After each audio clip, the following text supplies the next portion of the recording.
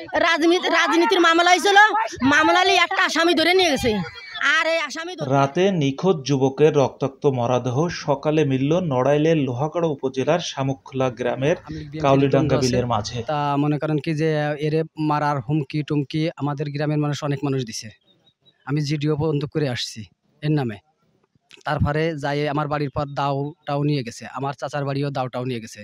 এইসব লোকে আমরা এই মানিকগঞ্জ বাজারে এই মাথায় বসতে পারি না, ওই মাথায় চলে যাই। নিহত যুবকের পরিচয় পাওয়া গেছে, তিনি উপজেলার নোয়াগ্রাম ইউনিয়নের শামুকখোলা গ্রামের খাজা খন্দকারের ছেলে সালমান খন্দকার। রাজনীতির মামলা হয়েছিল, মামলালে একটা আসামি ধরে নিয়ে গেছে।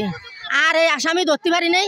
এই আসামি জাহাজে চাকরি করতো, সে কইছে কি যে তুই সারমান ধন আমার নামে মামলা দিছিস, তোর কাল্লা নেব, তোর হাত পাও কেটে নেবো। আমার আর একটা বাইরবিটা সেও জাহাজে চাকরি করে, ছোটো বাইশ ছেলে, তারও বলছে তামিম তুই রেডি হ, তোর হাত কাটবো, তোর কল্লা নেবো আমি অল্প দিনের মধ্যে। আর সে বাইরবিটা বলছে কি যে আমি রয়েছি, তুই আয় দেশে আয়, এই কথা বলছে, বুঝছেন। সেইতে 1 মাস হস্তে করেছে, এই 1 মাস তাও কিনা বাচ্চা কাজের সাল ওসি, সেইতে আমার বাইরবিটারও ধুমকি দিয়েছে। পরিবার সূত্রে জানা গেছে, বৃহস্পতিবার রাতে সালমানকে মোবাইল ফোনে পিকনিকের কথা বলে বাড়ি থেকে বের করে নিয়ে যায় অজ্ঞাতরা।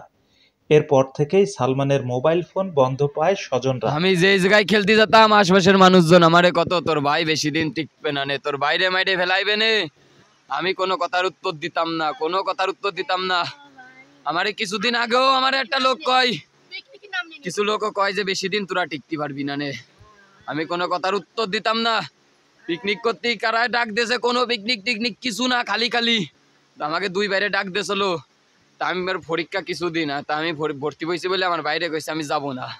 আমার ভাই চলে গেছে, পরে আমার বাইরে ফোন দিয়ে গেছি ভাই আমার নিয়ে যা, আমার ভাই কয় আসিস না। তারপরে আবার আমার বাইরে আমি ফোন দিছি, আমার ভাইয়ের ফোন বন্ধ। তারপর আমার কাকা ফোন দিয়েছে, ফোনে আর পাই না।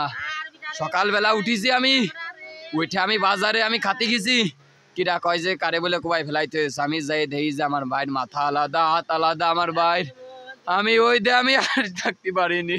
পরে সকালে নিজ গ্রামের কাউলিডাঙ্গা বিলের মাঝে রক্তাক্ত অবস্থায় সালমানের মরদেহ পড়ে থাকতে দেখে এলাকাবাসী। এ সময় নিহতের হাতে, পায়ে, গলায়, বুকে ও পিঠে ধারালো অস্ত্রের কোপের চিহ্ন দেখা যায় বলে দাবি করেছেন এলাকাবাসী। আমিও তো সকালবেলা ওই যে শুনে গেছি, যার ভাত দেখলাম পড়ে রয়েছে কাইতে, তার গলার এখানে কোপ, হাতে একখান ফেলাই দিয়েছে, হাতখান নাই এইভাবে পড়ে রয়েছে। আর ফিটি ওই কোপ করলো জামার তলে, আমি দেই না জামা কিছু কাটা, বলে যে হুনার একটা কোপ আছে কেটা বলে দেখছে। খবর পেয়ে ঘটনাস্থলে গিয়ে লাশ উদ্ধার করে পুলিশ। ময়নাতদন্তের জন্য নড়াইল সদর হাসপাতালে প্রেরণ করা হয়েছে মরদেহ। পরিস্থিতি শান্ত রাখতে সেনাবাহিনী সহ পুলিশের একাধিক টিম টহল দিতে দেখা গেছে। প্রাথমিকভাবে পুলিশের ধারণা, নিহত সালমানকে ধারালো অস্ত্র দিয়ে কুপিয়ে হত্যা নিশ্চিত করেছে দুর্বৃত্তরা। ময়নাতদন্তের রিপোর্ট হাতে পেলে প্রকৃত রহস্য উদ্ঘাটন হবে বলে দাবি আইনশৃঙ্খলা বাহিনীর। পড়ে আছে কাউলিডাঙ্গা একটা মাঠে। সংবাদ প্রাপ্তির সাথে সাথে আমি অফিসার ইনচার্জ আমি সহ আমার অফিসার ও ফোর্স আমরা ঘটনাস্থলে আসি।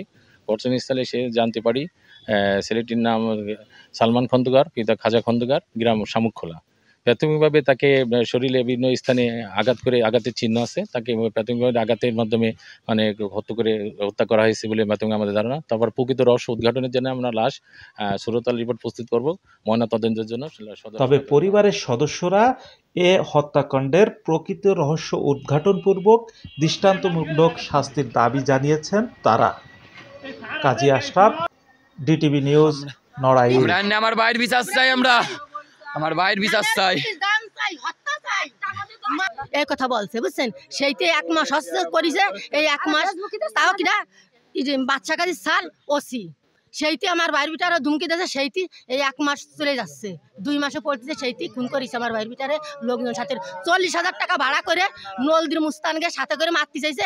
আমার আর এক বাড়ির কাছে জিজ্ঞেস করে শারমানকে বাড়ি কোথায়, শারমান নেবো, শারমান কি দরকার, কয় যে নয়তো শারমানরে মারতে হবে। কিসের জন্য মারবা, কি ব্যাপারে মারবা, তা কইছে কি টাকা খেয়ে মারতিস নাকি, তা বলছে কি যে হ্যাঁ আমাকে টাকা দিতে বলছে, সেই বিনিময়ে তারা মারবো, সে বলে অনেক শত্রুতাই করেছে মানুষের সাথে, বুঝছেন। বলছে 1 মাস হয়নি আমার বাইর বিটায় আজকে সে হাত কাটিছে, কাল্লা কাটিছে, আমার বাইর বিটারে মেরে ফেলে দিয়েছে। আমরা আরো মরতে চাই, আরো আমরা মরবো। তারা আর একটা বাইর বিটারও মারবে, সেও জাহাজের বাড়ি আছে, সেও দেশে বাড়ি আসতেছে, সেও মরবে তারাতে।